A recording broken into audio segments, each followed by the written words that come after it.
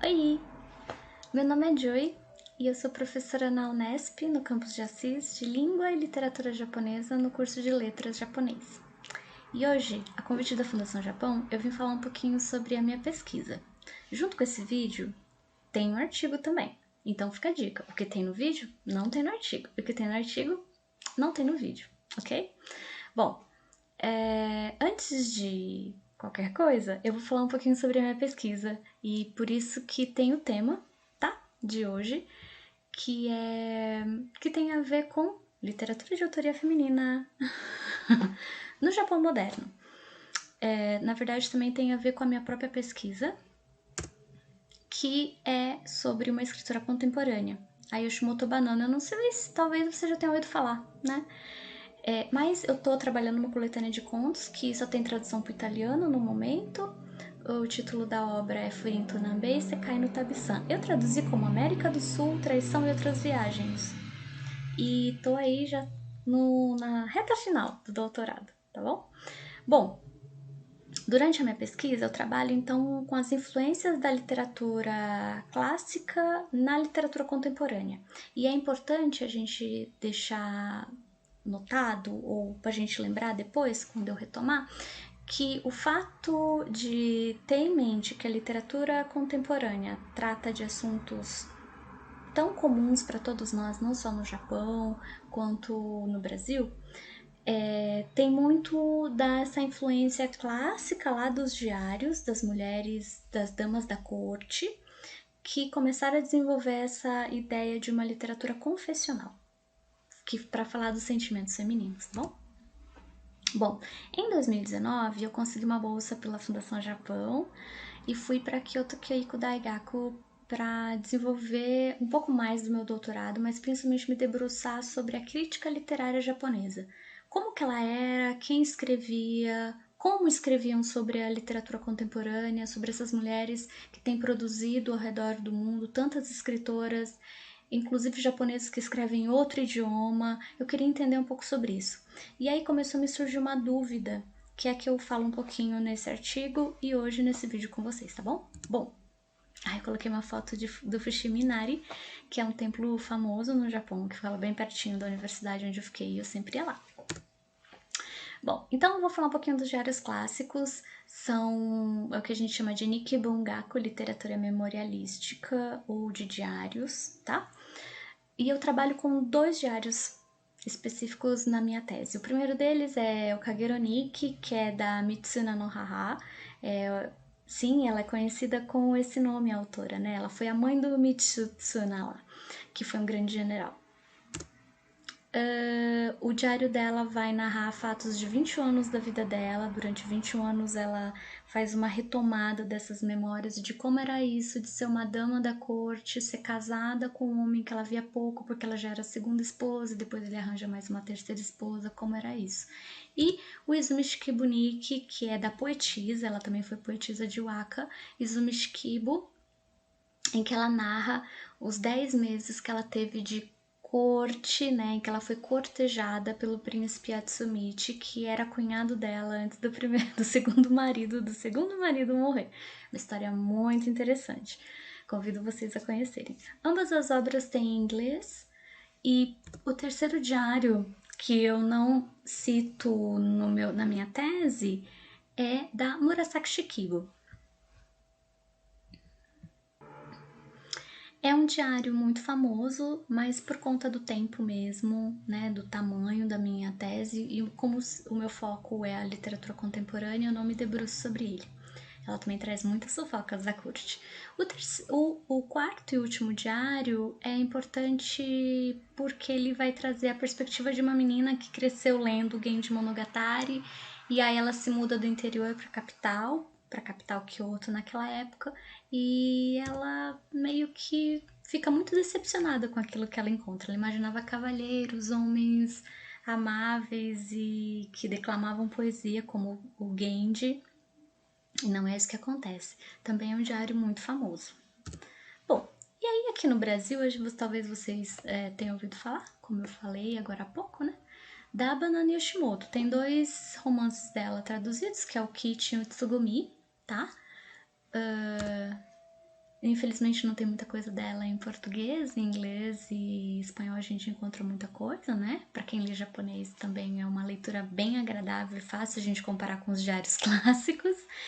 Tem também a Hiromi Kawakami, que ela tem Kikilharias Nakano e A Valise do Professor em Língua Portuguesa, me indico, são romances muito interessantes.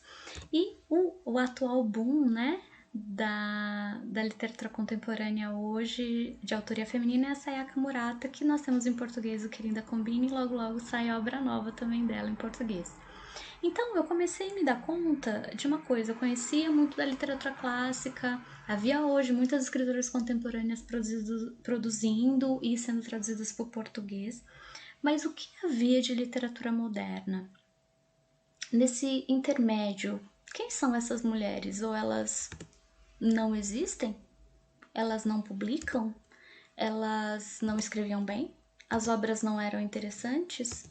Começaram a me surgir várias perguntas. E aí eu comecei a perceber que, na verdade, a pergunta que eu estava fazendo estava um pouco errada. Não era quem elas são ou se elas existiam ou não, mas quem criava ou quem estava contando a história literária, o cânone literário japonês. E aí eu comecei a perceber, eram homens escrevendo para homens sobre homens. Vocês perceberam aí o meu erro? Pois é. Eu me dei conta que, na verdade, o cânone, como ele é feito por essas pessoas, é lógico que eles vão ter em mente valorizar a produção deles. E aí, nessa minha ida para o Japão, eu comecei a me debruçando sobre a crítica literária e eu me deparei com muitos nomes e muitas autoras que eu não conhecia. Algumas eu já conhecia e eu trabalho com elas na graduação. E eu vou falar de duas hoje para vocês que eu gosto muito, tá bom?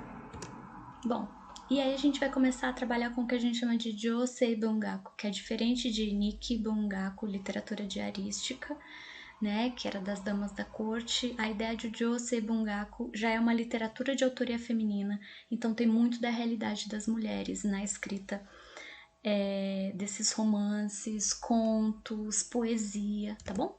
A primeira escritora que eu trouxe hoje é a Higuchi Chiyo, essa moça aqui.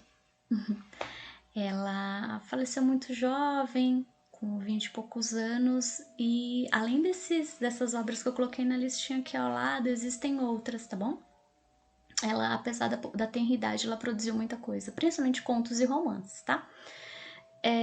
Em português, a gente vai ter o Akaremichi, que é um conto, que eu vou falar dele um pouquinho hoje, e o Nigorie, é um romance. Esse romance vocês vão encontrar ele traduzido numa dissertação de mestrado, de uma professora da Federal do Rio de Janeiro, mas a dissertação está no banco de dissertações da USP, tá bom? Fica a dica aí, tá online gratuitamente para todo mundo.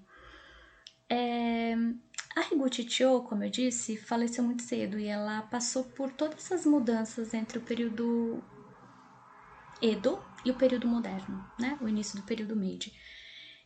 E é importante a gente deixar claro que não foi tão fácil para todo mundo ficou rico e sim, houve um grande crescimento urbano, estrutural, social e econômico no Japão. E a perspectiva da Higuchi é de mostrar que muita gente ficou à margem desse grande crescimento econômico japonês, principalmente as mulheres, crianças e idosos. Que não tinham formação, que não tinham emprego, que não tinham acesso a uma formação para que pudessem ter um emprego melhor. Muita gente veio do interior, então que eram agricultores para morar na cidade grande, como não tinham mão de obra qualificada, não conseguiam emprego nas empresas, nas fábricas que estavam sendo construídas. Além disso, a Higuchi assumiu a chefia da família dela muito cedo, e a biografia dela é muito mesclada com isso, né? Ela foi um gênio muito jovem, mas que, assim como muitas mulheres, não tiveram acesso à ascensão social por várias questões, principalmente econômicas. Eu trabalho com o diário dela na minha tese, esse é o diário dela, são mais de 50 volumes, ela começa a escrever com 15 anos e termina no ano que ela falece, 2 meses antes ela para. Um pouquinho, são 55 volumes ao todo. É uma obra muito interessante e muito bonita. Para quem quiser conhecer mais da obra da Higuchi, a obra dela tá toda online gratuitamente em japonês, tá bom? Bom, então eu vou falar um pouquinho desse conto que é o Akarimichi, Caminhos Opostos, que tá nessa coletânea aí da USP, já de 93, tá bom? Esse conto é baseado em duas personagens, o Kichi e a Okio. São pessoas. O Kichi é órfão, ele impermeabiliza guarda-chuvas, então um trabalho terceirizado, assim, bem simples, que não precisa de muita formação. Ele cresceu nas ruas e a Okio é uma mulher independente, uma trabalhadora independente, autônoma, que vive de costurar kimonos e lavando roupas também. Bom, e aí num determinado momento ela recebe uma proposta de ter uma vida melhor, de maneira que ela pudesse se sustentar, não passar necessidades, ser concubina de um homem rico. E aí esse casal de amigos tem uma discussão sobre essa questão da integridade, da possibilidade de poder escolher uma vida melhor ou de sobreviver sendo íntegro. E é uma grande dificuldade. O trecho que eu coloquei aí, né, é desse pequeno diálogo entre os dois, em que o Kit fica muito triste com a Okio, dizendo que ela não devia ir, que ela conseguiria se sustentar trabalhando sozinha, como costureira, porque ela é muito habilidosa. Mas a Okio diz, olha, eu tô cansada, eu quero ter uma vida melhor. Então, todas as obras da Higuchi vão trazer principalmente essa temática maior, né? Então, trabalhar essa questão confessional lá nos diários clássicos. A Higuchi teve forte influência clássica, principalmente no vocabulário dela, na escrita dela. Ela foi uma grande leitora dos clássicos japoneses. Mas de como é difícil, principalmente para as mulheres, para quem está à margem da sociedade, tomar a decisão entre sobreviver ou manter a dignidade, manter a integridade, escolher pelo caminho mais difícil. Todas as obras dela vão tratar disso, né? E principalmente para as mulheres não tem muita opção. Algumas iam para o suicídio, a Higuchi traz isso em alguns romances, outras sofriam feminicídio, então é uma temática bem moderna para aquela época, tá bom? Então eu convido vocês a conhecerem a Higuchi. A outra escritora que eu vou falar um pouquinho hoje é a Yosano Akiko, que foi poetisa. Tá? Ela foi poetisa, ela começou muito jovem também, ela é de Osaka e teve uma boa formação, diferentemente da Higuchi, a família dela tinha uma boa base financeira, principalmente financeira. Com 20 anos, ela já escrevia algumas poesias para algumas revistas literárias da cidade. Foi quando ela conheceu o marido, também escritor e poeta, Yosano Tekan. E eles se apaixonaram, só que na época ele era casado. E mesmo assim ela foi morar com ele em Tóquio e foi um abalo social e tudo mais. Então ela também teve possibilidade de publicar mais. Teve uma produção enorme de poesias, são mais de 1000 poesias lindíssimas. E a Yosano vai se voltar para uma temática bem diferente também, assim como a Higuchi Cho, para o corpo feminino, para questões do feminismo, feminino, daquilo que nas poesias se descrevia com uma perspectiva masculina sobre a mulher, agora é uma mulher falando daquilo que as mulheres sentem e vivem no seu corpo, a maternidade, a tristeza de não ter opções sociais, como eu disse agora há pouco. Ela também verteu para a versão moderna, em 1904, o Genji Monogatari. Inclusive, ela lecionou sobre o Genji Monogatari em uma escola mista. A Yosano Akiko também foi professora. Além de ensaísta, tem ensaios lindos sobre feminismo. Um deles é o Onarashi to Ananika, que ela vai falar sobre o que é o feminino, né? Biologicamente ter nascido mulher, coisas assim. São bem interessantes também. A obra dela está... a gente pode ter acesso, né, gratuitamente em língua japonesa. Bom, hoje eu vou falar sobre a primeira coletânea dela, que ela publicou quando tinha 20 anos, na revista Myojo, que era do marido, inclusive. A coletânea é formada por mais de 400 poemas, mas na tradução para a língua portuguesa, os tradutores tiveram que escolher alguns, são em torno de uns 40, tanka. É interessante que a escritora, assim como a Higuchi Cho, vai beber nessa fonte clássica da poesia tanka, que era uma poesia formalmente muito tradicional para falar do corpo feminino. Então vai falar sobre a questão da ciclicidade menstrual, vai falar sobre o primeiro momento de amor. É muito bonito, eu convido vocês a conhecerem de uma forma muito delicada, muito única. Hoje eu vou falar só sobre um tanka, tá? Que é Descabelados, que abre a coletânea e que dá título à coletânea também, Midaregami. Cabelos negros, são 1000 longos cabelos descabelados. Mente descabelada, descabelada mente. Como que essa mulher moderna é vista, né, muitas vezes?